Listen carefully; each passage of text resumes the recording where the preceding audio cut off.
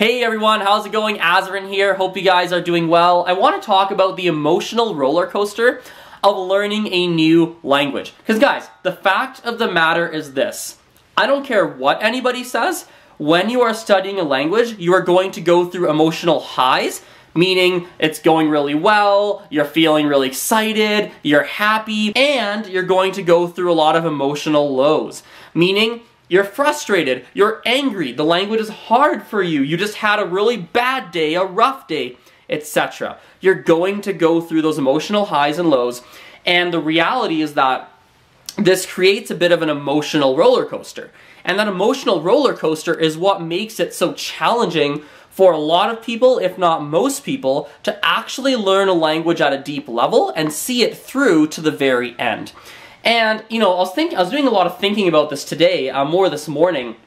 I was thinking about it, and it got me thinking that, or it got me realizing something, which is, I think the people who actually become fluent in language really fall into one of two categories, or actually one of three categories, I should say.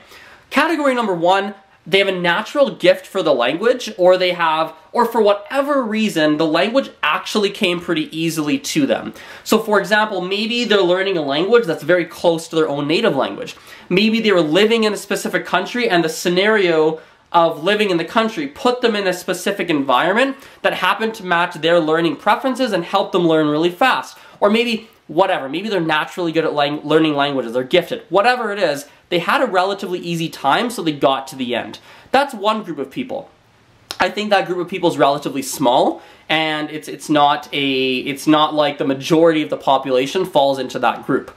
Now, we have a second category of people, which is people who make it to the end, right? People who get to the end, they are really good at the language, they're able to write and read, speak, whatever, they're good at the language, but they went through lots of emotional highs and lows, right? Like, they had days where they're like, yeah, on top of the world, and those days where they crashed to the bottom and they're like crying in bed, depressed. And then you got a third group of people who actually learn to balance, who learn to, I guess, flatten out their emotional roller coaster. So instead of going super excited to absolutely depressed, they can make that transition a little bit smoother. I want to spend the majority of this video on the third group here, right? I want to talk about the group of people who actually manage to flatten out their emotional roller coaster. I think the first thing to be aware of, the place to start, the starting point, is to be aware of what's called the transition curve. Transition curve, what this is, essentially it's the emotional roller coaster you will go through when you are learning any new skill, whether it's languages or not. So you'll always start at what's called uninformed optimism. What this means is that you're very excited because you're not fully aware of the challenges that are up ahead. So think about when you first started to learn a language, or when you thought about learning a language, you probably imagined all the super fluent people, you imagined being able to communicate with all the locals and the natives, and you're like, wow, this is gonna be so cool. That is uninformed optimism, my friends. Now, what happens after this? You start to study, you start to study, you start to study, you start to learn, and you start to realize it's actually pretty difficult.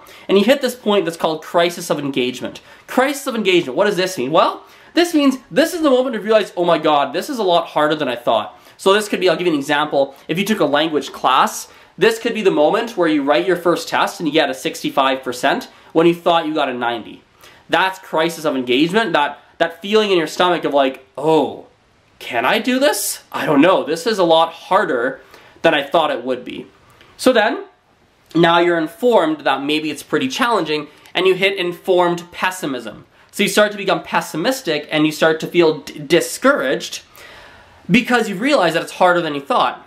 This eventually leads to crisis of engagement, crisis of meaning, which is, this is the point where you go, man, maybe I should quit, right? A lot of people have that thought of like, I guess maybe it's time, maybe this isn't for me. Maybe I should maybe I should let this language go. Maybe I should take a break. Maybe, I don't know if I could do this, right? And a lot of people quit when they hit that crisis of meaning, and they quit, right? Because they've hit rock bottom. And a lot of people continue to go through it, right? They continue to work, and eventually what happens is you hit informed optimism. Informed optimism means you failed your test, for example. You decide to keep studying, you talk to your professor, you try to figure out what you did wrong, And as you start to learn about what mistakes you made, you go, oh, maybe I can do this. And then you hit hopeful realism, right? You hit this point of hopeful realism where you go, okay, I think everything's okay, I think I can do this, and everything starts again. You hit uninformed optimism, you go back down, and you're going through this whole transition curve all the time. And I want you to be aware of this transition curve because, number one, you need to know it's normal. When you've hit rock bottom, when it's really bad, when you're struggling, it's absolutely normal. Everyone goes through it, everyone. Now, the challenge is a lot of people will go through it a lot deeper, right? They'll have a bigger fluctuations than others. So the key, number one, is just to be aware of it, because now, if you know this, when you're in the rock bottom scenario, or you're at the very excited parts of the transition curve, you can be aware and be like, oh yeah, I'm at crisis of meaning right now, I'm at the absolute bottom, or you could be like, oh, I'm definitely uninformed optimism right now. Being very aware of that, and knowing that if you're at uninformed optimism, you know very soon there's going to be something that happens that makes you feel disappointed, right? It makes you feel disappointed, sad, upset, frustrated. If you're at the bottom, you know, oh, I'm at the rock bottom right now. If I keep going, it's going to get better, right? It's just knowing that, right? It's having that awareness is the first step, because once you know that, once that's deeply ingrained, it's a lot easier to fight through some of the challenging times, and it's a lot easier to, when you're really excited, to actually bring yourself down a little bit to go, hey, this is really good. Yes, let's celebrate this. Yes, let's acknowledge this. And understand that tomorrow, next week, whatever, in the near future, it's gonna be worse, right? So it's understanding when things are great, being able to bring yourself back down to go, hey, it's great now, but it might not be in a week. When things are bad, be able to go, hey, it's not that bad. It's about to get better in the near future.